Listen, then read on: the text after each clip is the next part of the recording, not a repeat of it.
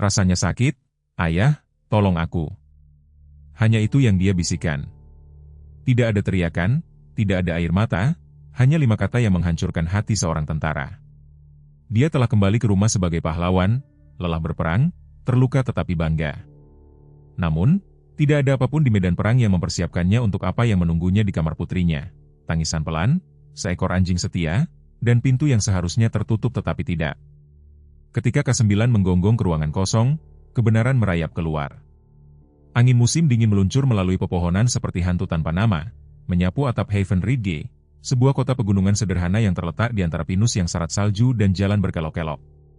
Itu adalah jenis dingin yang membuat tulangmu terasa sakit jauh sebelum kamu melangkah keluar. Salju menempel di tepi kotak surat dan melayang malas di sepanjang jalan 2 jalur yang menuju ke kota, meredam suara segalanya kecuali ingatan. Liam Turner menggeser berat badannya saat dia berdiri di samping truknya, diparkir di tepi jalan masuk mantan istrinya. 45 tahun, tinggi dan bidang bahunya, dia membawa dirinya seperti seorang pria yang terlatih untuk menghitung jalan keluar di setiap ruangan. Rambutnya, yang dulunya berwarna coklat tua, telah berubah di pelipisnya dan janggut pendek yang tidak terawat membingkai rahangnya yang kasar. Garis-garis tajam memotong dahinya dan di bawah mata birunya yang tajam. Garis-garis yang diukir tidak hanya oleh usia tetapi oleh bertahun-tahun badai pasir, misi malam, dan jenis kehilangan yang melekat padamu bahkan ketika pertempuran berhenti. Jaket tebal bergaya militer melilitnya, diresleting sampai leher, tetapi hawa dingin masih berhasil masuk. Tangan bersarungnya, bertumpu dengan lembut di kepala Duke, seekor gembala Jerman K9 berumur 5 tahun dengan mantel hitam dan coklat dan bekas luka panjang di kaki depan kirinya, satu-satunya souvenir dari misi terakhir mereka di Suriah. Duke adalah seorang prajurit dalam haknya sendiri, waspada, disiplin, dan benar-benar setia. Dia duduk diam di samping Liam, telinga tegak, mata tertuju pada rumah kecil di depan, seperti dia merasakan sesuatu yang belum bisa disebutkan oleh pawangnya. Pintu depan terbuka, Rachel melangkah keluar, mengenakan kardigan berwarna krem dan celana jeans, rambut auburnya yang panjang diikat menjadi ekor kuda yang longgar. Dia selalu ramping, hampir lentik, dengan kulit pucat yang sekarang terlihat lebih lelah dari yang Liam ingat. Ada kerutan samar di sekitar mulut dan matanya, bukan karena usia tetapi karena beban hal-hal yang tak terucapkan. Dia tidak melambai, hanya memberinya anggukan singkat. "Liam," katanya datar. "Rachel," jawabnya. Matanya melirik sebentar ke Duke, masih membawa anjing itu kemana-mana. "Dia keluarga," jawab Liam, lalu berhenti. "Apakah dia siap?" Rachel berbalik ke dalam dan setelah beberapa detik gadis kecil itu muncul. Sophia Turner berumur 5 tahun dan sangat kecil untuk usianya. Rambut pirangnya kusut di ujungnya dan diikat menjadi kepang malas yang setengah terurai. Dia mengenakan jaket bulu merah yang diresleting sampai ke dagunya, dan legging dengan gambar hewan kartun yang pudar di atasnya. Apa yang pertama kali mengejutkan Liam bukanlah penampilannya, tetapi keheningannya. Dia tidak berlari, dia tidak tersenyum. Mata biru pucatnya waspada, penuh perhatian. "Hai, sayang," katanya lembut, berjongkok. "Ini aku, ayah." Sophia ragu-ragu lalu mengambil langkah maju perlahan. Dia tidak berbicara, hanya menatapnya dengan wajah yang tampak lebih tua dari 5 tahun, seperti dia telah belajar menahan terlalu banyak. Dia membuka lengannya dan dia berjalan ke dalamnya dengan kaku. Dia merasakan betapa kurusnya bahunya melalui jaket. "Kamu semakin tinggi," gumamnya. "Aku membersihkan lantai sekarang," katanya begitu pelan. Butuh beberapa detik baginya untuk memprosesnya. Dia bersandar. "Kamu membersihkan lantai?" Sophia mengangguk. Ibu bilang dia terlalu lelah kadang-kadang. Lee mendongak tajam, tetapi Rachel sudah berbalik, kembali ke dalam rumah. Sebuah sosok muncul di balik tirai jendela, bidang bahunya, mengawasi. Itu pasti Owen. Liam tidak pernah menyukainya. Owen Clark berusia akhir 30-an, bertubuh sedang, selalu bercukur bersih, dengan rambut coklat pasir yang disisir ke belakang seperti seorang pengusaha. Dia bekerja di sesuatu biotek, seperti yang pernah dikatakan Rachel dengan samar. Lebih khusus lagi, Liam ingat membaca, dia adalah bagian dari divisi penelitian di Helis Bio, raksasa farmasi dengan lebih banyak kontroversi daripada etika. Liam tidak mengatakan apapun saat itu. Perceraian membuat pria diam tentang banyak hal. Liam berdiri memegang tangan Sophia. "Kamu siap untuk coklat panas?" Dia mengangguk perlahan. "Apa kamu masih punya marshmallow untukmu?" "Selalu." Saat mereka berjalan menuju truk, Duke mengibaskan ekornya sedikit dan mengendus udara. Sophia berhenti di sampingnya dan mengulurkan tangan. "Hai, Duke," bisiknya. Anjing itu menyentuh tangannya dengan lembut dan mengeluarkan rengekan pelan. Liam menangkap suara itu. Duke biasanya tidak melakukan itu. Dia menyimpannya dalam benaknya. Perjalanan ke kota itu sunyi. Liam mencuri pandang ke Sophia saat dia menatap keluar jendela. Ada bekas merah samar di pergelangan tangannya seperti goresan atau iritasi. Dia hampir bertanya tetapi tidak ingin menakutinya. Belum. Di kafe dia membelikannya secangkir coklat panas terbesar yang mereka punya, dengan tambahan krim kocok dan marshmallow yang ditumpuk seperti salju. Dia melingkarkan tangan kecilnya di sekitar cangkir tetapi tidak langsung meminumnya. Alih-alih dia menatapnya, matanya jauh. "Apa kamu suka tinggal di sini?" tanyanya. Dia mengangkat bahu. "Tidak apa-apa, tetapi kadang-kadang rumahnya berisik." Dia mengangguk, lalu mendongak. Bukan dengan teriakan, hanya dengungan. Di kamarku di malam hari. Rasa dingin menyelinap di punggungnya, yang tidak ada hubungannya dengan angin. Dia menjaga suaranya tetap datar. "Apa kamu tidur nyenyak?"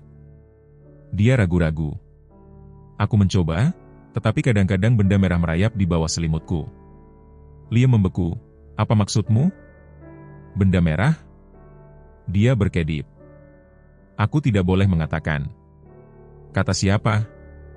Sophia menggigit bibirnya. "Paman Owen bilang aku akan menakuti ibu jika aku membicarakannya dan aku tidak ingin menakutinya." Sisa kunjungan berlalu dalam ketegangan, sunyi. Sophia menceritakan beberapa cerita tentang sekolah, tidak satupun dari mereka yang sangat rinci. Dia menghindari berbicara tentang rumah. Ketika tiba waktunya untuk membawanya kembali, dia memeluk Duke lebih erat daripada dia memeluk Liam. Rachel sedang menunggu di pintu.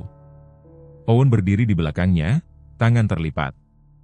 "Dia baik-baik saja," kata Liam, tetapi dia terlihat lebih kurus. "Semuanya baik-baik saja." Ekspresi Rachel berkedip seperti dia tidak memperhatikan. Dia pemilih makanan. Owen melangkah maju. "Jika kamu sudah selesai bermain detektif, Liam, mungkin biarkan kami mengurus rumah kami." Liam tidak menjawab, hanya menatap Sophia. Dia mengucapkan kata-kata terima kasih sebelum menyelinap kembali ke dalam. Saat dia dan Duke berjalan kembali ke truk, salju mulai turun lagi, lembut, stabil, dan tanpa suara. Tetapi sesuatu di dalam Liam tidak diam.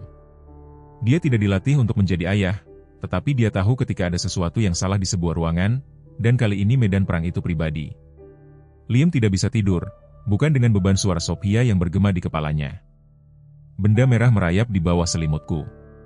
Kata-kata itu melekat di benaknya seperti embun beku di kaca depan, tajam dan tidak diinginkan. Kamar motel sewaan tempat dia menginap redup, dengan satu lampu yang menyinari tempat tidur. Tetapi dia bahkan belum melepas sepatunya. Duke berbaring di dekat pintu, kepala bertumpu di cakarnya, telinga berkedut mendengar setiap derit di luar. Liam duduk di kursi dekat jendela, jaket masih terpasang, tangan terjalin erat. Salju di luar belum berhenti sejak sore hari. Itu melapisi Haven Ridge seperti rahasia yang perlahan dikubur. Dari tempat dia duduk, dia bisa melihat jalan yang mengarah kembali ke rumah Rachel. Jalan yang tenang, tidak ada lampu jalan, hanya warna biru kusam cahaya bulan di atas es.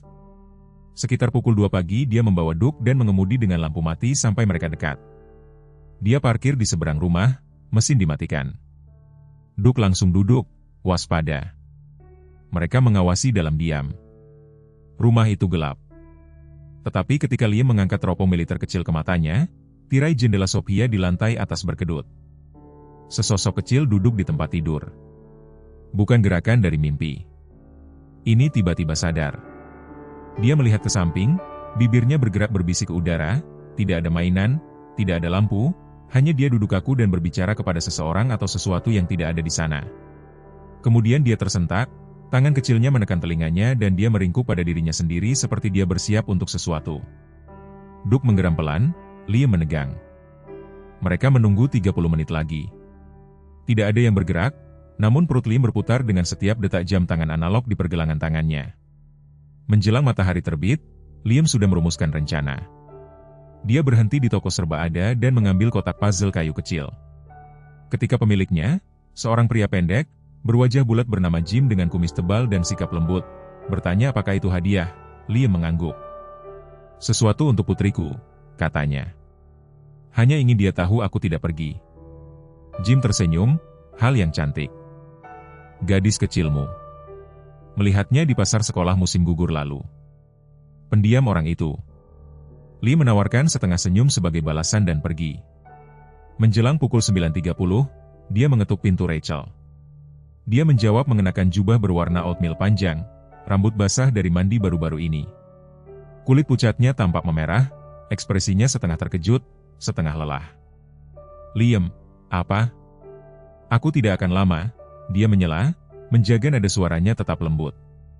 Aku lupa memberikan sesuatu kepada Sophia. Rachel ragu-ragu. Owen bekerja dari rumah. Aku akan cepat. Dia mengangguk perlahan dan menyingkir. Liam masuk dengan Doug mengikuti di belakangnya. Kehangatan rumah terasa menyesakan. Dari lorong dia melihat Owen di dapur mengenakan sweater abu-abu, celana kaki, dan earbud nirkabel di telinganya. Dia sedang mengetik di laptop, rahangnya terkatup, tidak mendongak. Sophia ada di lantai atas. Rachel berkata, kamu punya 5 menit. Lee menaiki tangga dengan tenang, Doug tetap dekat. Pintu Sophia berderit sedikit saat dia membukanya. Dia duduk bersila di tempat tidur mewarnai halaman dari buku mewarnai yang robek. Kepalanya terangkat mendengar suara itu dan wajahnya sedikit bersinar. Ayah. Hai, sayang. Dia melangkah masuk dan menutup pintu di belakangnya. Membawa kejutan untukmu? Dia melihat kotak puzzle kayu itu dengan rasa ingin tahu. Apa itu? Sesuatu yang istimewa, tetapi aku juga ingin memeriksa bagaimana kabarmu. Apakah ada dengungan lagi? Sophia menggigit bibirnya. Lebih tenang saat Doug ada di dekat. Doug berjalan dan duduk di sampingnya, meletakkan kepalanya dengan lembut di lututnya. Dia mengulurkan tangan dan membelai bulunya seperti itu satu-satunya hal di dunia yang dia percayai. Mata Liam melirik ke tempat tidur. Bantal itu tampak menggembung aneh. Dia berlutut di sampingnya. Boleh aku melihat bantalmu? Sophia ragu-ragu, lalu mengangguk. Dia mengangkatnya dan napasnya tertahan. Di bawah bantal, menempel di spray, ada lusinan, tidak, ratusan, organisme merah kecil, bergerak lamban seperti tungau, tetapi berbentuk tidak alami. Mereka berkilauan dengan cahaya tembus pandang. Doug menggeram pelan. Lee menjatuhkan bantal dan membungkuk lebih jauh, menarik papan lantai yang longgar di dekat tepi tempat tidur, paku itu lepas dengan bunyi letupan tajam. Di bawahnya sebuah celah kecil telah diukir hampir dengan sengaja. Di dalamnya ada jarum suntik kaca tipis, setengah terisi cairan kemerahan dengan warna karat kering dan darah yang diencerkan. Sophia berbisik, mereka berbisik kepadaku ketika aku tidur. Mereka bilang aku istimewa. Bahwa ibu tidak boleh tahu. Dada Liam menegang. Dia dengan hati-hati mengencangkan kembali papan dan memasukkan kembali bantal tanpa menyentuh makhluk itu. Dia menarik Sophia mendekat. Pernahkah kamu menunjukkan ini kepada siapapun? Dia menggelengkan kepalanya. Mereka bilang, aku akan merusak segalanya. Oke, ini rahasia kita sekarang, tetapi ayah akan menjagamu tetap aman, aku janji. Dia bangkit tepat saat langkah kaki bergema di tangga suara Owen. Rachel berkata, 5 menit. Pintu terbuka. Owen berdiri di sana, tangan disilangkan, ada yang salah. Liam tersenyum tipis, hanya memberinya hadiah. Mata Owen melirik ke Doug, yang sekarang berdiri diam dan waspada. Anjing itu terlalu berlebihan. Rachel seharusnya memberitahumu, aku yang memutuskan kapan dia terlalu berlebihan. Liam berkata dengan nada datar, ayo, Doug. Dia memeluk Sophia lagi, lalu berjalan keluar. Di pintu, Rachel berdiri meremas-remas tangannya, matanya beralih di antara kedua pria itu. Wajah Owen tidak terbaca, tetapi sesuatu yang lebih gelap melewati tatapannya saat Liam keluar. Di luar, Liam membiarkan udara dingin mengenai wajahnya. Itu lebih bersih dari apapun di dalam rumah itu. Saat dia berjalan ke truk, Doug mengeluarkan gonggongan pendek lalu melihat kembali ke rumah. Liam juga melihat. Dia tidak lagi merasa seperti seorang pengunjung, dia merasa seperti seorang prajurit di belakang garis musuh. Kepingan salju berputar-putar seperti bisikan saat Liam duduk di kabin truknya yang diparkir hanya beberapa langkah dari sekolah dasar Haven Ridge. Pemanas berderit lemah melawan hawa dingin pagi dan Duke, gembala Jermannya yang berumur 5 tahun, hitam dan coklat, dengan mata kuning cerdas dan bekas luka samar terukir di kaki depan kirinya, duduk tegak di kursi penumpang, telinga tegak, ekor diam. Ada sesuatu dalam postur Duke yang mencerminkan ketegangan Liam sendiri. Waspada, melingkar, siap untuk kebenaran, Liam menyesuaikan kerah mantel wol gelapnya, lalu melangkah keluar dan menyeberangi trotoar. Bangunan sekolah adalah struktur rendah, lapuk dengan bata putih dan atap yang sedikit melorot. Anak-anak tumpah dari bus dan minivan, tawa tajam terhadap keheningan salju. Tetapi Liam tidak di sini untuk tersenyum. Dia di sini untuk mendengarkan detail yang tenang. Orang jarang berbicara dengan suara keras. Di dalam sebuah kantor depan kecil menyambutnya dengan kehangatan dan aroma pensil yang diraut. Sekretaris, seorang wanita parubaya dengan rambut abu-abu keriting pendek dan senyum lembut dan lelah, mendongak. Papan namanya bertuliskan, Marla Hendries. Ada yang bisa saya bantu? Liam menawarkan anggukan tenang dan terukur. Liam Turner, ayah Sophia. Saya berharap untuk berbicara dengan gurunya sebentar. Mara melirik waktu. Anda beruntung, Tuan Turner. Ruang kelas pagi akan segera dimulai. Saya akan menghubunginya. Beberapa saat kemudian, guru Sophia tiba, Nona Jennifer Blake, awal 30-an, tinggi, dengan rambut auburn panjang yang disisir menjadi mahkota kepang, bintik-bintik samar di pipi pucatnya dan mata yang jelas telah belajar bagaimana mencari rasa sakit di balik keheningan anak-anak. Dia mengenakan kardigan arang tebal di atas blus merah marun, celana panjang dimasukkan ke dalam sepatu bot tahan air. Kekuatan yang tenang terpancar darinya, seseorang yang harus tumbuh dewasa dengan cepat, mungkin melalui kesulitan keluarga atau kehilangan dini. Liam bisa merasakannya. Mereka melangkah ke ruang konferensi yang tidak terpakai yang dipenuhi dengan buku-buku berdebu dan tempat sampah seni plastik. Nona Blake memberi isyarat ke tempat duduk tetapi tetap berdiri, tangan terlipat, ekspresinya hati-hati. Saya berasumsi ini bukan pertemuan yang dijadwalkan, katanya. Tidak, jawab Liam sambil duduk. Saya hanya perlu tahu bagaimana keadaan putri saya sebenarnya, bukan apa yang ada di rapor. Bahunya sedikit menurun. Anda sudah pergi. Dia menatapnya. Itu berubah. Dia mengangguk sekali. Sophia cerdas lembut, tetapi akhir-akhir ini dia kelelahan. Dia tertidur di mejanya 2 kali dalam seminggu terakhir. Ada sesuatu di matanya, tumpul, terlepas. Tenggorokan Liam menegang. Ada cedera? Nona Blake ragu-ragu, lalu duduk di seberangnya. 3 hari yang lalu dia mengangkat tangannya untuk menjawab pertanyaan. Lengan bajunya terselip ke belakang dan saya melihat sesuatu. Bercak kulit yang meradang dengan apa yang tampak seperti residu oranye samar. Itu tidak tampak seperti ruam, lebih seperti reaksi. Apakah dia menjelaskannya? Dia mengatakan itu terjadi setelah stiker. Saya bertanya apakah dia bermaksud perban. Dia menjadi pendiam lalu berkata, Owen memberinya stiker khusus untuk membantunya tidur. Liam merasa udara meninggalkan paru-parunya. Dia juga bertanya kepada saya apakah mimpi dapat meninggalkan memar. Nona Blake menambahkan dengan lembut ketika saya berkata tidak, dia tampak kecewa. Dia berdiri, terima kasih, itu lebih dari yang saya harapkan. Saat dia keluar, Mara memberinya tatapan yang halus dan tahu. Dia gadis yang baik, Sophia Anda. Tetapi anak-anak menyembunyikan sesuatu dari ibu mereka ketika mereka takut. Liam pergi dengan kalimat itu menekan dadanya. Kembali di truk, Duke menatap matanya. Liam tidak berbicara, hanya menyalakan mesin dan pergi, tetapi tidak menuju motel. Dia pergi ke tepi lingkungan tempat Rachel tinggal, diparkir di samping deretan rumah yang tenang, dan keluar. Salju telah melembutkan segalanya, langkah kaki, suara, bahkan kecurigaan. Duke berlari di sampingnya saat mereka berjalan ke halaman belakang rumah biru pucat dengan pagar yang mengelupas dan lampu Natal masih tergantung di bulan Januari. Disinilah Nyonya Gwendolyn Price tinggal, seorang janda tua yang dikenal karena duduk di dekat jendela dengan rajutan dan secangkir teh. Rachel pernah menyebutnya sebagai tetangga yang usil, tetapi Liam sekarang melihat itu sebagai aset. Dia mengetuk dengan lembut. Beberapa saat berlalu sebelum pintu berdiri terbuka, memperlihatkan seorang wanita mungil berusia 70-an dengan rambut putih bersalju yang ditarik menjadi sanggul ketat. Wajahnya berkerut tetapi tidak jahat, dan dia mengenakan selendang hijau tebal di atas gaun tidur bunga. Ada yang bisa saya bantu? Tanyanya dengan suara yang masih membawa kejelasan dan perintah. Bu, Saya Liam Turner, ayah Sophia. Matanya menajam. Anda tidak terlihat seperti orang yang membawa pulang kotak-kotak aneh di tengah malam. Liam berkedip. Kotak-kotak. Dia menyipitkan matanya. Suami baru selalu menurunkan peti tanpa tanda dari mobilnya sekitar pukul 2 atau 3 pagi.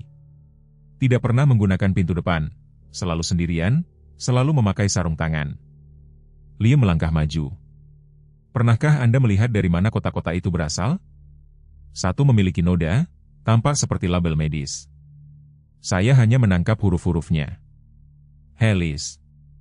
Dia berhenti. Mereka membuang kemasannya ke tempat sampah. Di belakang, tas hitam. Liam berterima kasih padanya dan berjalan ke gang di belakang rumah Rachel. Doug mengendus ke depan, hidungnya berkedut dalam hawa dingin. Liam berhenti di barisan tempat sampah, semuanya setengah terkubur di salju. Dia mengangkat satu tutup, tidak ada yang aneh. Kemudian yang lain. Di dalamnya, setengah hancur di bawah bungkus makanan dan botol deterjen, ada kotak kardus tipis. Dia menariknya keluar, putih, bersih, dicap dengan lambang biru pudar, Divisi Penelitian Pediatri Helis Bio. Napasnya membekukan udara. Doug menggeram pelan, mengelilingi kaleng. Liam membuka kotak itu perlahan. Di dalamnya ada paket medis yang robek, selongsong jarum suntik kosong dan, yang paling memberatkan, 3 lembar dokumentasi yang dilipat. Dicetak di bagian atas, subjek, uji coba IDS Turner. Catatan itu adalah, klinis, dingin, volume paparan mingguan, disesuaikan berdasarkan jendela respons, tidak ada penyebutan persetujuan, tidak ada tanda tangan orang tua. Di bawahnya semua, tambalan perekat bekas yang berwarna merah oranye di sekitar bagian tengah. Liam menyegel semuanya dalam kantong freezer dan memasukkannya ke dalam mantelnya. Dia tidak segera kembali ke motel. Sebaliknya, dia membawa Doug ke taman terdekat, tertutup salju dan sepi, dan duduk di bangku di bawah kerangka pohon maple. Hawa dingin tidak masalah. Yang penting adalah putrinya telah menjadi nomor kasus dan seseorang telah menandatanganinya. Angin mengikis jendela kamar motel Liam seperti kuku di atas kayu tua, tetapi di dalam itu sangat sunyi. Dia duduk di tepi tempat tidur, tangan bertumpu di lututnya, memperhatikan telinga Doug berkedut seirama dengan pergeseran bayangan di bawah pintu. Gembala Jerman, hitam dan coklat, berusia 5 tahun, ramping dan kuat, sangat gelisah malam ini. Instingnya tidak pernah mengecewakan Liam sebelumnya. Itu membuat malam ini semakin penting. Liam menutup tas duvelnya. Di dalam kamera pengintai ringkas seukuran 1/4, mikrofon kondensor gaya pin, tap perekat, dan perangkat yang dapat merekam secara pasif selama 8 jam berturut-turut tanpa memperingatkan sistem Wi-Fi rumah. Tingkat pemerintah. Dia telah menggunakan perlengkapan serupa selama operasi pengintaian di Kable. Sekarang dia menggunakannya melawan rumah pinggiran kota mantan istrinya. Sore harinya, Liam telah menelepon Rachel dengan alasan mengajak Sophia ke toko buku baru di kota. Rachel masih terjebak di antara kesopanan dan ketidaknyamanan. Setuju, meskipun Owen tidak hadir selama penjemputan. Liam telah menyaksikan Sophia mengenakan jaketnya tanpa diminta. Matanya melirik ibunya seolah meminta izin diam-diam. Dia tidak tersenyum.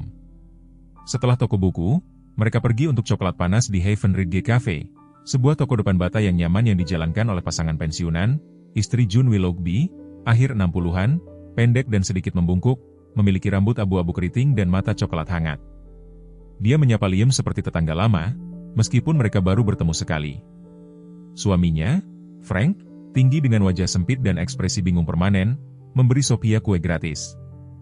Dia sudah besar, komentar June saat Sophia dengan malu-malu mengambil minumannya. Tetapi terlalu pendiam untuk anak seusia itu. Liam berhasil tersenyum aneh. Anak-anak yang pendiam mendengar segalanya. Sophia duduk di meja di sudut menyesap perlahan, jari-jarinya merah karena kedinginan. Ketika Liam menyerahkan boneka beruang baru kepadanya, dia memeluknya erat-erat. "Bolehkah aku membawanya pulang?" "Tentu saja, namanya Oscar."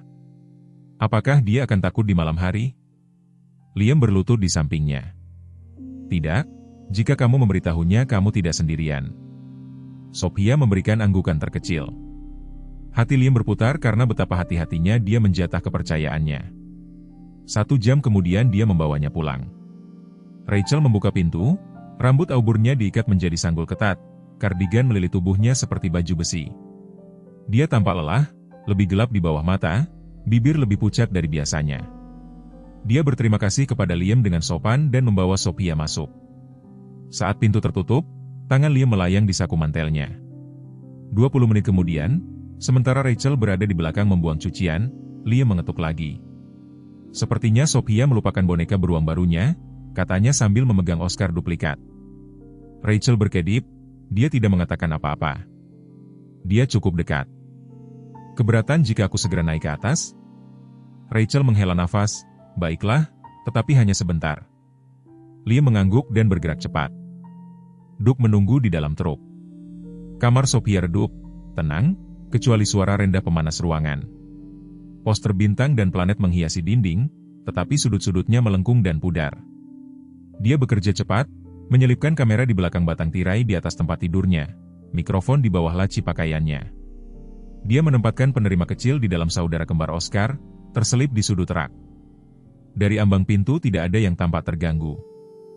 Saat dia berjalan kembali ke bawah, Owen muncul dari dapur mengenakan sweater dan celana panjang abu-abu gelap yang rapi. Dia tampak seperti pria yang mencoba mengesankan ruang rapat bahkan di rumah. Tubuhnya atletis tetapi kaku, rahang terkatup, mata menyipit di balik kacamata berbingkai persegi. Anda melupakan beruang? Tanyanya datar. Liam tidak berhenti. Terjadi, Anda telah mengelilingi rumah ini seperti tunawisma. Liam memiringkan kepalanya dan Anda telah mengangkut kotak-kotak medis, pukul 2 pagi. Kita semua memiliki kebiasaan kita. Rachel berdiri membeku di lorong. Owen tidak berbicara lagi. Liam berjalan keluar. Malam itu kembali di motel, Liam menyaksikan umpan langsung dari AirBoot laptopnya. Duke duduk di samping tempat tidur, matanya tertuju pada pintu, seolah merasakan apa yang belum dilihat Liam. Pukul 1.47 pagi lampu kamar tidur menyala, bukan dari sakelar, sesuatu yang lebih lembut, lebih artifisial. Liam mendekat. Sesosok muncul, pria, bertopeng, mengenakan mantel berkerudung. Dia bergerak dengan tujuan, tenang dan cepat. Di tangan bersarungnya ada sebuah perangkat kecil yang dia tekan ke lengan kiri Sophia. Dia bergerak tetapi tidak bangun. Pria itu mengupas tambalan melingkar dari bawah lengan bajunya dan menempatkan yang baru. Dia menyesuaikan selimut lalu meninggalkan ruangan tanpa suara. Liam menyaksikan napas dangkal. Wajah itu tidak pernah menghadap kamera, tetapi gerakan, postur itu terbakar dalam ingatannya. Owen. Keesokan paginya Liam menelepon untuk meminta bantuan. Kapten Ross Macaulay mengangkat setelah 2 dering. Dia pernah menjadi perwira atasan Liam selama tur operasi gelap di Yordania. Tinggi, bersuara berat dan dibangun seperti dia telah diukir dari besi. Sekarang 48, Ross bekerja untuk badan federal berprofil rendah yang terkait dengan pelanggaran keamanan biomedis. Tidak berpikir saya akan mendengar dari Anda kecuali peluru beterbangan, kata Ross. Mereka tidak, tetapi mereka mungkin juga. Liam menjawab lalu menjelaskan semuanya. Ross tidak menyela, hanya mendengarkan. Ketika Liam selesai, ada jeda.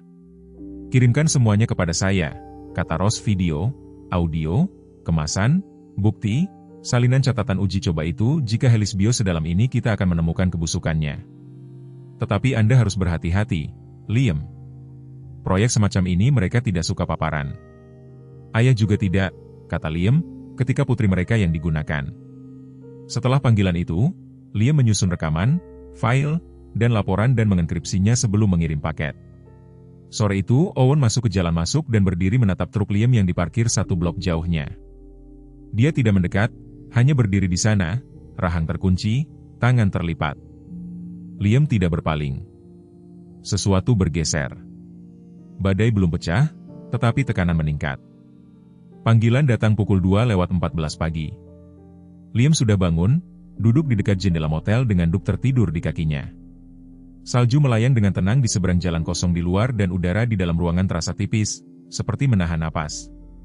Suara Kapten Ross datang rendah dan terpotong melalui saluran terenkripsi.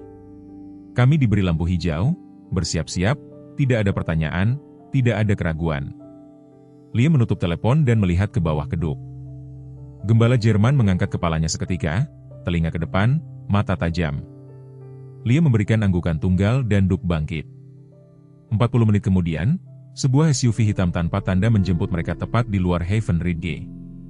Di dalam duduk Ross, tinggi, mengesankan, dengan rambut perak pendek dan rahang persegi, dibangun untuk perang.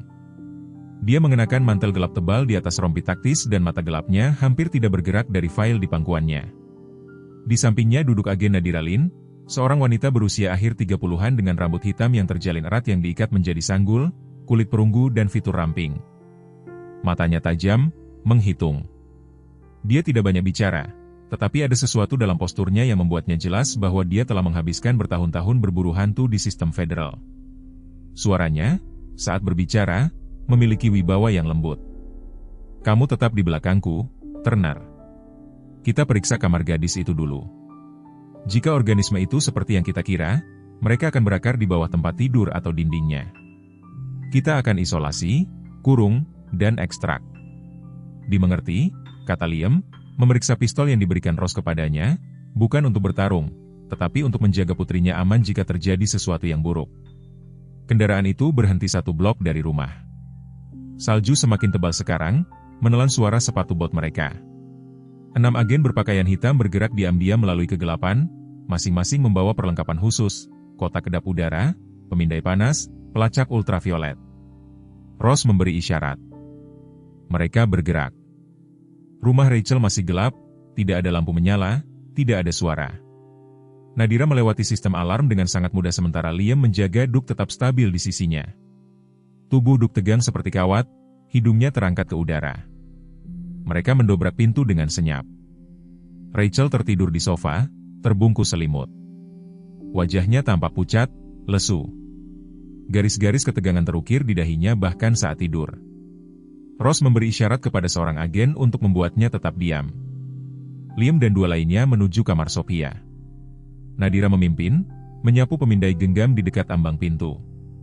Itu memancarkan dengungan samar, lalu bunyi bip bernada tinggi. "Terkonfirmasi," gumamnya. "Anomali organik terdeteksi." Jantung Liam berdebar kencang saat dia memasuki ruangan. Sophia berbaring meringkuk di sisinya, wajah menghadap dinding, Oscar, boneka beruangnya, di lengannya. Dia bergerak sedikit tetapi tidak bangun. Nadira memberi isyarat agar Duke tetap di dekat pintu. Suhu ruangan sedikit meningkat.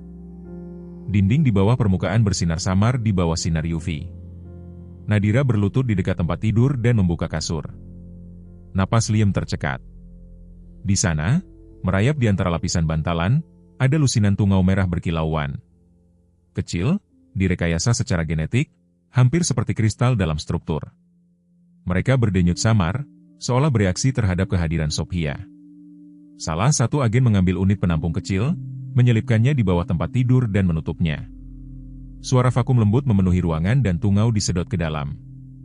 Parasit terkonfirmasi, dimodifikasi secara genetik untuk ekstraksi protein, ditargetkan, bisik Nadira, dirancang untuk memanen cairan melalui penyerapan dermal.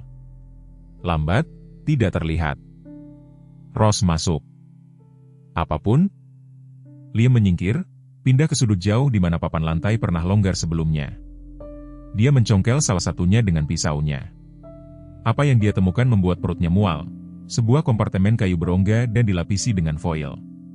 Di dalamnya ada 7 botol kaca, masing-masing diberi label dengan tanggal dan semuanya bertuliskan label kecil, S. Turner. Cairan di dalamnya berkilauan merah samar, hampir seperti darah yang diencerkan dengan kilau metalik. Rachel sudah terbangun sekarang. Dia berdiri di lorong, mengenakan gaun tidur, memegangnya erat-erat ke dadanya, tanpa alas kaki dan gemetar. "Apa yang kalian lakukan? Apa yang terjadi?"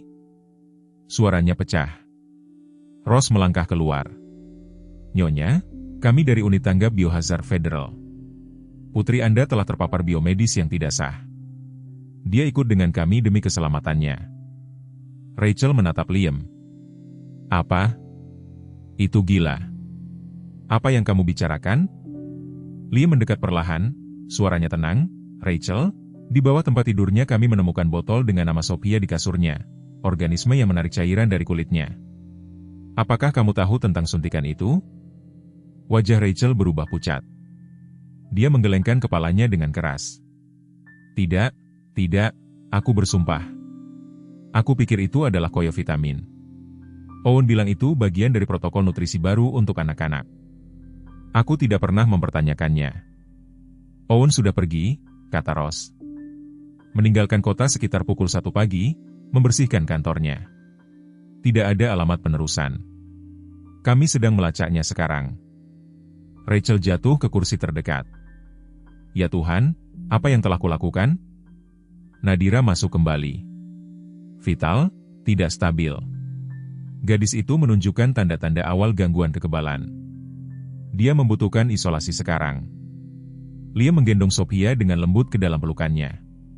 Wajahnya pucat, bibirnya berwarna biru. Saat dia membawanya keluar ke malam itu, tubuhnya bergetar.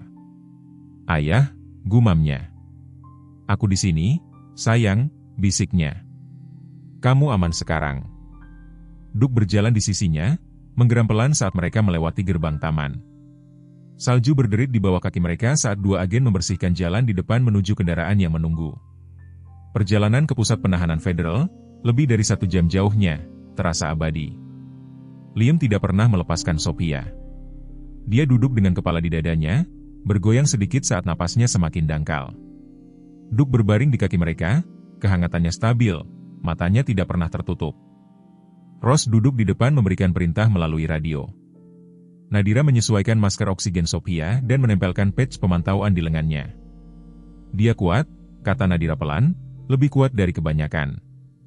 Dia mendapatkan itu dari ibunya, jawab Liam.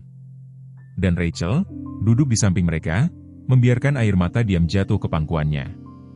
Tidak ada yang berbicara lagi sampai mereka tiba. Saat pintu pusat terbuka dan tim bergegas membawa Sophia masuk, Liam berbalik ke arah cakrawala gelap di belakang mereka. Rumah di Haven Ridge hanyalah sebuah cangkang sekarang, tetapi perang belum berakhir, belum. Udara di dalam pusat penahanan federal steril dan dingin. Setiap permukaan berkilauan dengan cahaya putih dan logam yang disikat. Denkungan mesin bergema di koridor langit-langit tinggi dan keheningan tempat itu tidak wajar, seperti rumah sakit yang dibangun untuk hantu. Liam berdiri di ruang observasi, mengepalkan tinjunya di sisi tubuhnya, mata terkunci pada jendela kecil ke ruang isolasi. Di dalam, Sophia berbaring tak bergerak di tempat tidur empuk, tubuh kecilnya dikecilkan oleh kabel dan tabung. Kulitnya telah kehilangan kilaunya, sekarang pucat dengan warna kebiruan dan sekresi merah samar keluar dari pori-pori lengannya. Tim medis dengan pakaian keselamatan hayati lengkap bergerak di sekelilingnya seperti bayangan yang hati-hati. Liam merasakan sebuah tangan beristirahat dengan lembut di bahunya. Dia bertahan, kata Dr. Selene Navarro, kepala dokter dalam kasus Sophia. Di usia pertengahan 40-an, dia tinggi dan lentur, dengan kulit zaitun gelap dan garis-garis abu-abu di rambut hitamnya yang disematkan dengan ketat. Mata coklatnya perseptif, hampir terlalu perseptif, mata yang telah melihat anak-anak seperti Sophia sebelumnya di laboratorium di mana protokolnya dingin dan ibu tidak dipanggil. Dia tidak memakai riasan, tidak ada perhiasan, hanya lencana ID-nya yang dijepit ke skrap biru polosnya dan kepercayaan diri yang tenang yang berasal dari bertahun-tahun bekerja dalam tanggap darurat biologis. Dia menunjukkan tanda-tanda penolakan sistemik, lanjutnya, suaranya tenang tetapi mendesak. Parasit menguras lebih dari sekadar cairan. Mereka membahayakan kekebalan metabolismenya. Apapun yang diekstraksi tidak acak. Liam tidak berbicara. Dia tidak bisa. Dr. Navarro mengetuk tabletnya, menampilkan rendering 3 dimensi dari analisis darah Sophia. Sel darah merah bersinar lebih terang dari seharusnya. Ada anomali dalam penanda kekebalannya, ketahanan yang belum kami katalogkan. Itu tidak sintetis, itu genetik. Liam menoleh padanya, perlahan. Diwariskan? Navarro mengangguk. Mungkin. Anda menyebutkan dinas militer. Pernahkah Anda terpapar senyawa eksperimen? Terapi gen? Augmentasi kimia? Liam mengepalkan rahangnya. 2006, Afghanistan, proyek operasi gabungan bernama Vortex. Kami diberitahu itu adalah uji coba vaksin. Sukarelawan, hanya. Navarro mengangkat alis. Apakah Anda sukarela? Tidak, kata Liam datar. Dia berhenti. Kalau begitu itu mungkin, putri Anda mewarisi adaptasi imunologi, yang dirancang untuk dideteksi dan diekstraksi oleh parasit. Mereka tidak makan, mereka menambang. Perut Liam mual. Bisakah itu dibalik? Kami sedang mempersiapkan protokol transfusi. Kami akan membutuhkan plasma darah Anda. Secara khusus, kami dapat mengisolasi penanda ketahanan dan mereplikasinya menjadi serum penstabil untuk Sophia. Dia tidak ragu-ragu. Lakukan. Dalam 15 menit Liam berada di ruangan terpisah dengan jarum di lengannya, kantong perlahan terisi dengan darahnya. Duk duduk di kakinya, mata tak bergerak terpaku pada pintu lorong. Seorang perawat bergerak secara efisien di sekeliling mereka. Nathan Reyes, awal 30-an, rapi, dengan kulit coklat muda dan rambut dipotong pendek, mengenakan skrab hijau tua. Sentuhannya lembut, nadanya penuh hormat. Anda bertahan, oke, Pak? Dia bertanya. Dia satu-satunya yang kumiliki, gumam Liam. Anda melakukannya dengan baik, jawab Nathan. Aku juga punya anak perempuan. 6. Tidak akan berpikir dua kali juga. 1 jam kemudian, Dr. Navarro dan timnya telah mensintesis versi ringkas dari plasma menjadi serum bio. Di ruang isolasi, tubuh Sophia yang meringkuk bergetar. Alarm berkedip merah saat detak jantungnya turun lagi. Sekarang Navarro memerintahkan. Seorang teknisi mendorong serum ke jalur 4-nya. Lee menyaksikan melalui kaca, napas tertahan di antara amarah dan doa. Duk mengeluarkan rengekan lembut, cakarnya mengetuk-ngetuk dengan gelisah di atas linoleum. Menit-menit berlalu. Kemudian Sophia menyentak sekali dengan keras. Jari-jarinya meringkuk erat dan bibirnya terbuka dengan suara tercekik kecil. Monitor menjerit dan kemudian tiba-tiba dinormalisasi. Rembesan merah berhenti. Tubuhnya mulai tenang. Lee menekan kedua telapak tangannya ke kaca, matanya perih. Kelopak mata Sophia bergetar, bibirnya bergerak. Mikrofon di ruangan itu hampir tidak menangkapnya, tetapi Dr. Navarro berbalik dengan tercengang. Dia berbicara. Liam tidak menunggu izin. Dia mendorong pintu terbuka, izin keselamatan hayati terkutuk. Sophia menatapnya, mata berkaca-kaca tetapi sadar. Bibirnya bergetar. Ayah, dia jatuh berlutut di samping tempat tidur, menangkupkan tangannya di kedua tangannya. Kulitnya dingin tetapi tidak tak bernyawa. Dia ada di sana, hidup. Aku di sini, sayang, aku menjagamu, bisiknya. Di belakangnya, Duk meletakkan kepalanya dengan lembut di tepi tempat tidur, ekornya bergoyang perlahan, matanya penuh pengabdian yang tenang. Sophia tersenyum tipis. Oscar berkata, kamu akan kembali. Aku akan selalu kembali, bisik Liam, suaranya pecah. Dr. Navarro tidak menyela. Dia hanya melihat layar, memantau detak jantung stabil, lalu menoleh ke timnya. Stabil. Mulai protokol pemulihan. Kami akan menjaganya di karantina selama 72 jam, tanpa pengecualian. Liam tidak peduli dengan aturan. Dia tidak meninggalkan sisi Sophia selama beberapa jam berikutnya. Dia duduk di sana dengan tangan di tangannya, sementara Duk berbaring seperti penjaga di kaki tempat tidur. Perawat datang dan pergi, tetesan baru ditambahkan, warnanya kembali perlahan, napasnya semakin dalam dan ruangan terasa, hanya untuk sesaat, aman. Kemudian malam itu, Ross muncul di ambang pintu, tangan bersedekap, ekspresinya tidak terbaca. Dia tidak berbicara sampai Liam mendongak. Owen sedang diburu, kata Ross pelan. Interpol menangkapnya mencoba menyeberangi perbatasan ke Quebec dengan nama alias. Kami telah mengeluarkan pemberitahuan merah penuh.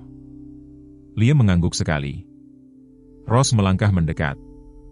Apa yang kamu lakukan di sini, itu lebih dari sekadar menyelamatkan putrimu. Kamu mengungkap sesuatu yang lebih besar. Kami telah melacak arsitektur parasit ke lab hitam yang terhubung ke sektor swasta Helis Bio. Kami sedang membangun kasusnya sekarang. Jadikan publik, kata Liam. Bakar mereka. Ross tidak tersenyum, tetapi ada sesuatu seperti kebanggaan dalam suaranya. Kami akan. Ruang konferensi federal berbau seperti kopi basi dan cahaya neon. Ross berdiri di kepala meja, tangan bersedekap di dadanya, rahang terkunci, saat proyektor membolak-balik gambar yang tidak dapat dilihat oleh siapapun di ruangan itu. Ubin laboratorium berlumuran darah, sampel bertanda yang diberi label dengan inisial anak-anak. Dokumen yang penuh dengan jargon yang dirancang untuk menghilangkan kemanusiaan dari kejahatan yang mereka gambarkan. Lim duduk di dekat belakang, mencondongkan tubuh ke depan, siku di atas meja, mata memindai setiap selide dengan telapak tangan seorang penembak jitu. Dia belum tidur sejak Sophia distabilkan. Dia masih diisolasi, dipantau 24 jam sehari, 7 hari seminggu oleh Dr. Navarro dan timnya. Duk berbaring meringkuk di kakinya, kepala bertumpu di sepatu bot Liam, telinga berkedut setiap kali selide baru diklik ke layar. Ross menoleh ke tim. Apa yang Anda lihat bukanlah teori, bukan ekstrapolasi. Ini adalah dokumen terverifikasi yang diperoleh melalui penggerbekan drive cloud aman Helis Bio. Berkat spesialis teknologi internal kami memecahkan folder terenkripsi yang digunakan Owen Clark dengan kredensial penelitian palsu. Di ujung meja, Theo Yates, awal 40-an, tinggi dan kurus, dengan kulit pucat, kacamata bundar dan postur tubuh yang bungkuk, mengklik beberapa tombol di laptopnya. Theo adalah ahli forensik Siberaye, brilian, canggung secara sosial dan terus-menerus mengunyah permen karet peppermint untuk menghindari merokok. Lagi. Suaranya lembut tetapi tepat. File-file itu tertanam di dalam folder bernama Arsip Vaksin Sunset. Di dalamnya kami menemukan referensi ke proyek Serum K21, senyawa imunoaktif yang awalnya dikembangkan untuk biogenetika medan perang, dianggap tidak stabil dan tidak layak secara etis lebih dari 1 dekade yang lalu. Liam menyipitkan matanya. Siapa yang menandatangani kebangkitan ini?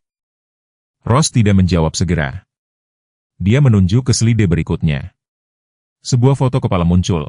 Seorang pria berusia 60-an, berfitur tajam, rambut perak disisir rapi ke belakang, dengan mata abu-abu yang menusuk dan senyum yang dilatih samar.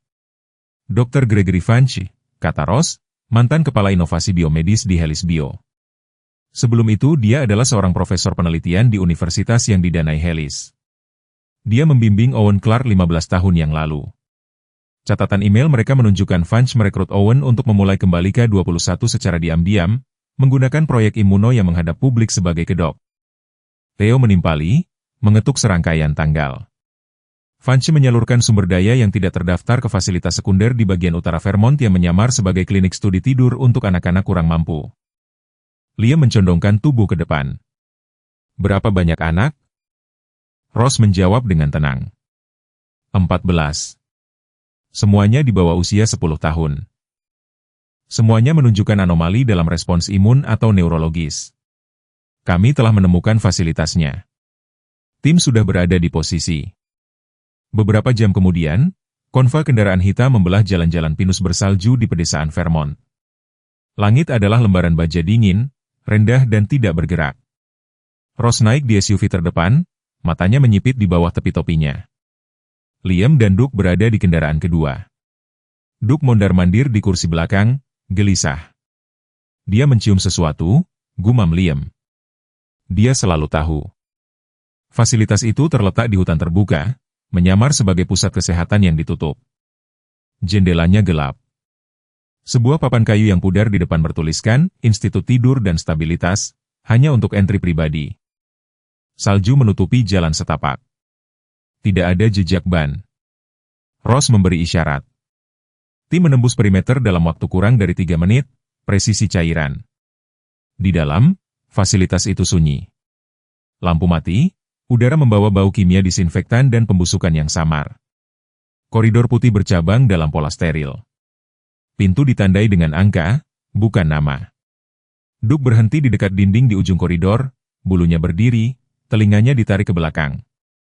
Kemudian dia menggonggong tajam, mendesak, bergema dari beton. Ada apa, nak? Liam melangkah di sampingnya. Doug mencakar dasar dinding. Theo memindai permukaan. Tidak ada apapun di termal. Liam berjongkok. Rasakan itu. Telapak tangannya menyentuh papan dasar, hampir tidak lebih hangat dari yang lain. Ross menggonggong. Beri aku radar penembus tanah. Sekarang. 10 menit kemudian, sebuah panel ditemukan di balik sekat palsu. Apa yang ada di balik itu membuat ruangan menjadi sunyi tercengang. Sebuah bilik tersembunyi tidak lebih besar dari lemari penyimpanan, kedap suara dengan busa tebal, dan di dalamnya 3 anak kecil menggigil, terbungkus gaun rumah sakit, mata terbelalak ketakutan dan sedasi. Anak keempat berbaring tak sadarkan diri di ranjang, tetesan 4 samar masih terhubung ke lengannya. Doug merengek dan menekan dirinya ke pintu masuk, ekornya rendah. Mereka diselamatkan satu persatu. Saat anak-anak dibawa ke ambulans yang menunggu, Ross menoleh ke Liam. Anjingmu adalah alasan kami menemukan mereka. Kami tidak akan pernah mengambil jejak panas itu. Liam menatap Doug. Gembala Jerman itu duduk sekarang, kepala tegak, tenang lagi. Seorang prajurit yang santai, misi selesai. Kembali di markas, siaran pers disusun. Helis Bio menyangkal keterlibatan, tetapi dokumen dan fasilitas berbicara sendiri. Dan jauh di sel penahanan, Owen Clark akhirnya ditahan. Dia telah ditangkap malam sebelumnya saat mencoba naik penerbangan pribadi di Montreal dengan nama Grand Fest. Ross menginterogasinya secara pribadi, tetapi Gregory Vanch telah menghilang. Ross dan Liam berdiri di ruang operasi menatap satu foto arsip, satu-satunya jejak yang tersisa dari Vanch setelah dia membersihkan rekeningnya dan meninggalkan setiap aset yang dapat dilacak. Dia akan muncul kembali, kata Ross. Liam tidak menjawab. Dia menyaksikan nama Sophia dihapus dari daftar subjek yang dikenal. Namanya sekarang milik orang hidup. Air pasang masuk perlahan, melipat dengan lembut di atas pasir seperti lagu pengantar tidur tua yang dibisikkan oleh laut. Garam menempel di angin, terjerat di matahari pagi. Sebuah pondok kecil berdiri tidak jauh di atas bukit pasir. Dindingnya yang dicat putih terkelupas tetapi bersih, beranda, lonceng angin sederhana berdengung lembut dari kasau. Aroma pinus dan air asin tertinggal di mana-mana. Lim berdiri tanpa alas kaki di beranda, satu tangan melingkari cangkir keramik yang pecah. Janggutnya sedikit lebih panjang sekarang, perak di dalamnya menangkap cahaya. Dia tampak lebih tua, bukan karena kelelahan tetapi dari sesuatu yang lebih dalam, semacam kedamaian yang diperoleh dengan cara yang sulit.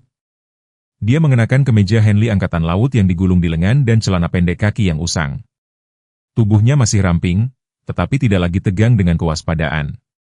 Perang akhirnya menjauh dari bahunya. Dari bukit pasir di bawah, suara tawa naik seperti sinar matahari. Sophia menari tanpa alas kaki di pasir basah, rambut kastanya panjangnya memantul saat dia berlari. Dia mengenakan gaun matahari kuning sederhana dan topi jerami lebar yang terkulai di atas telinganya. Kulitnya telah mendapatkan kembali warnanya, sehat dan bersih, tidak ada tanda-tanda ruam merah yang mengerikan yang pernah menghantui tubuhnya.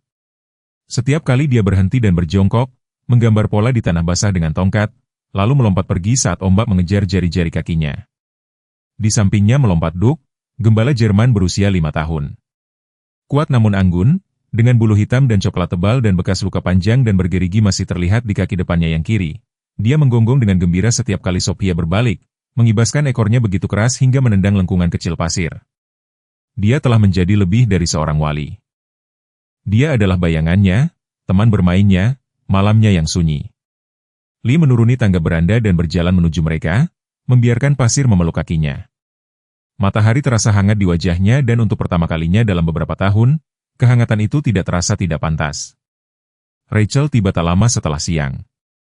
Dia berusia 34 sekarang, seorang wanita ramping dengan rambut coklat kemerahan dipotong di bahunya dan bintik-bintik terang di pipinya yang pucat. Dia mengenakan gaun biru panjang dan membawa tas anyaman dengan buah persik segar. Senyumnya hati-hati tapi hangat.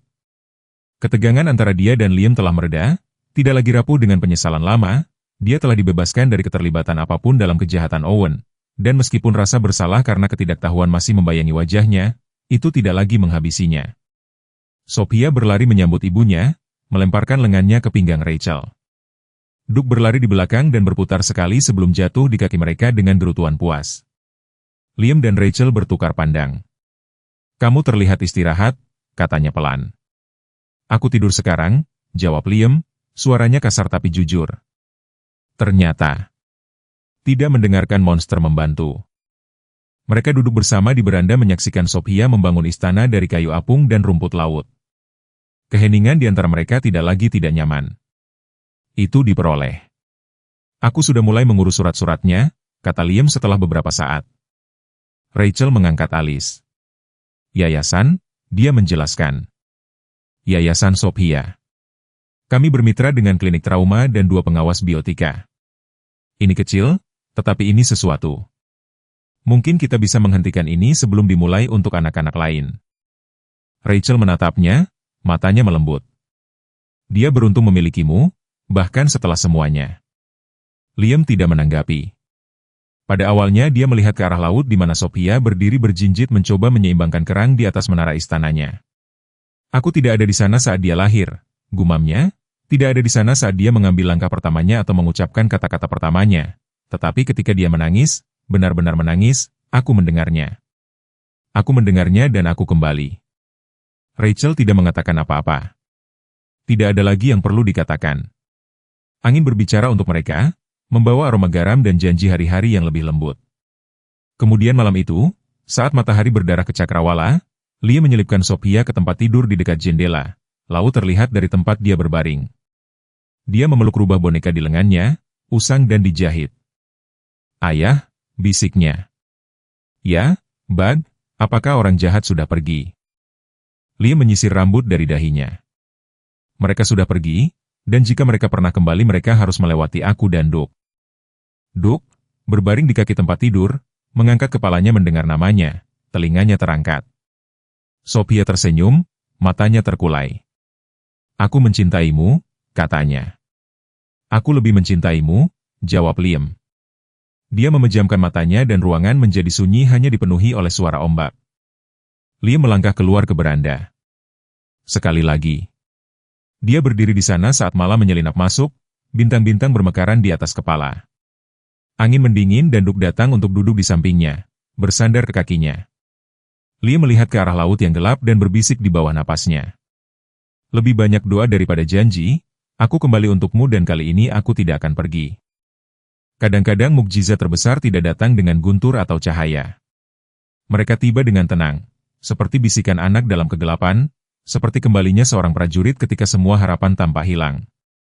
Liam tidak hanya menyelamatkan Sophia dengan obat atau kekuatan. Dia menyelamatkannya dengan cinta, dengan iman yang menolak untuk hancur. Dan mungkin bukan hanya kebetulan yang membawanya kembali padanya, tetapi tangan penuntun dari atas, karena ketika seorang ayah menjawab tangisan anaknya, ketika seekor anjing berdiri menjaga kepolosan, ketika jiwa yang hancur memilih untuk melindungi daripada bersembunyi, sesuatu yang suci bergejolak. Kami percaya bahwa cerita seperti ini tidak hanya menghibur, mereka membangkitkan sesuatu di hati kami. Jika Anda pernah merasa dilupakan, jika Anda pernah merindukan kesempatan kedua, ketahuilah ini, Tuhan masih bekerja dengan cara yang tenang, melalui orang, melalui cinta, melalui Anda. Jika cerita ini menyentuh hati Anda, silakan tinggalkan komentar dengan doa untuk anak-anak seperti Sophia, mereka yang masih menunggu untuk ditemukan. Berlangganan untuk cerita nyata lainnya tentang harapan, penyembuhan dan keberanian. Bagikan video ini dengan seseorang yang membutuhkan pengingat bahwa mukjizat masih terjadi, dan kadang-kadang mereka datang dengan bulu dan gonggongan. Semoga Tuhan memberkati Anda dan orang yang Anda cintai.